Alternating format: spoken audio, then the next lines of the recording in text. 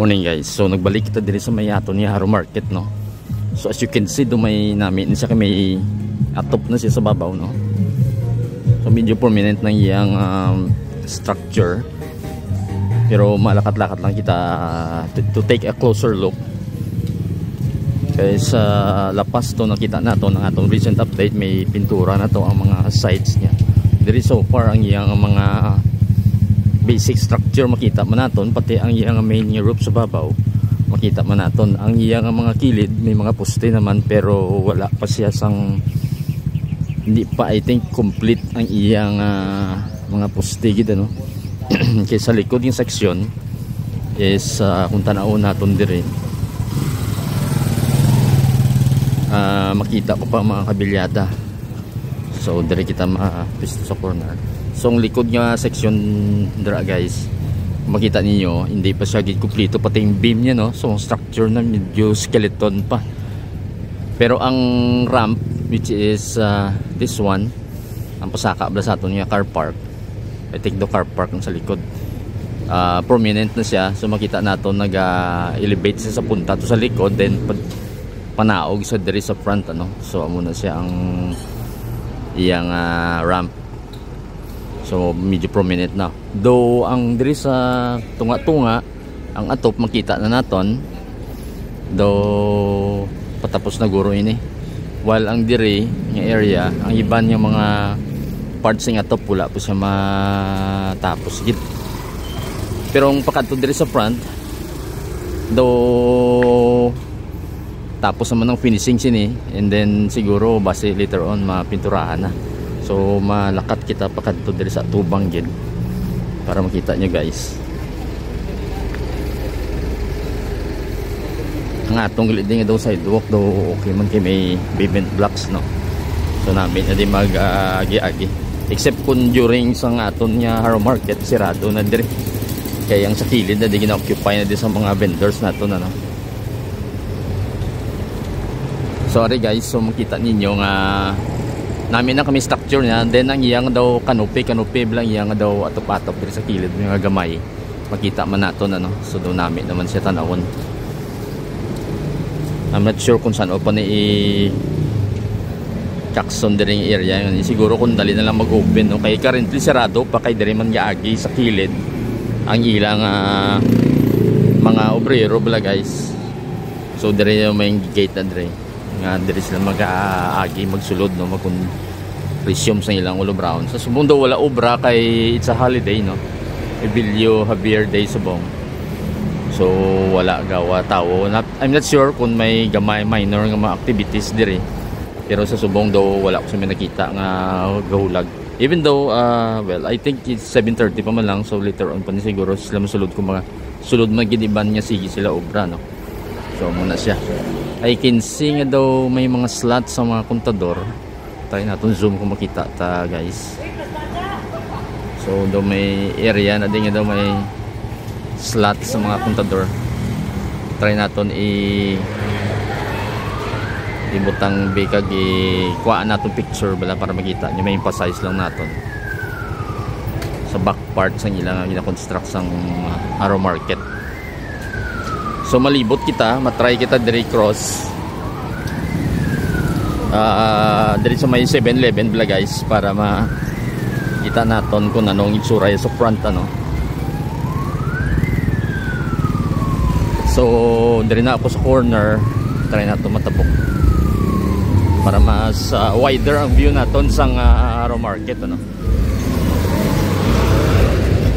So subong medyo laka lang ang traffic tungod kay holiday, so medyo tuluta way gawa ang road.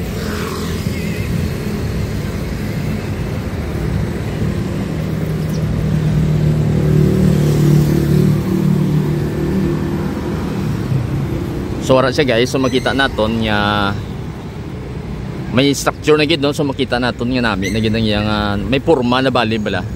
Tapos ang dire amo man ang aton hagdan, kung i-zoom naton, try naton zoom kay para makita nyo guys. So ara siyang hagdan, no.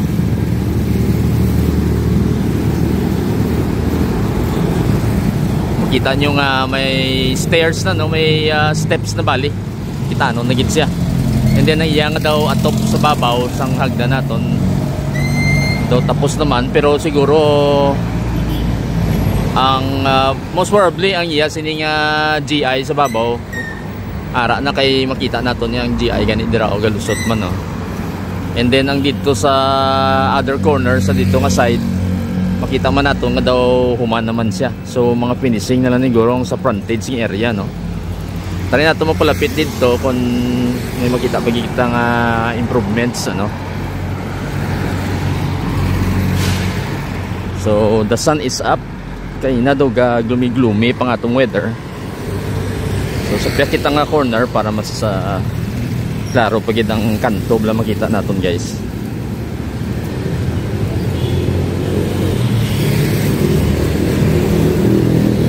So currently ito mga 7:30 puno na din, guys, sa mga salakyan kung regular work day, but since holiday subong so tao kaya nga ating dalan. So kung diri, guys, makita nyo may pintura na galing sa sulod. So medyo ano lang yan, base lang guro ang color which is white. So makita natin dira. So puti siya, no, ang pintura niya. And then ang iyang GI ang top, ang blue nga part is makita man natin niya covered na siya, no. So muna siya. Ang diri naman may mga gamay na lang guro ning semento, no. Nga finishing na lang bla para nga mag ano siya. Mag palarias ang ilang ano sang semento, no.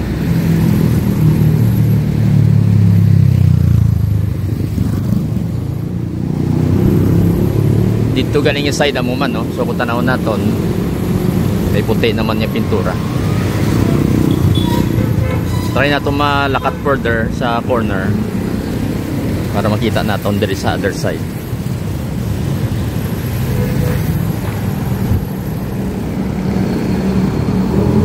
If I remember well, ang ining building nga puti ni Bla, guys, is ila din nga daw barangay hall pro do namin subong, no. Sabot kun say manigyapon niya building dire ang ilang pag-aubrahon. I mean kung mangin barangay hall man inigyapon. So daw namin naman.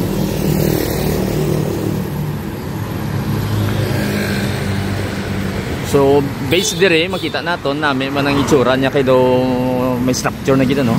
I think this is another either exit or the entrance sa aton niya ramp bala sa kilid. I think dire gani siguro ng section, pero amo na siya kay duwan ning iyang ramp both sides sa aton niya market may ramp based sa ilang design, ano.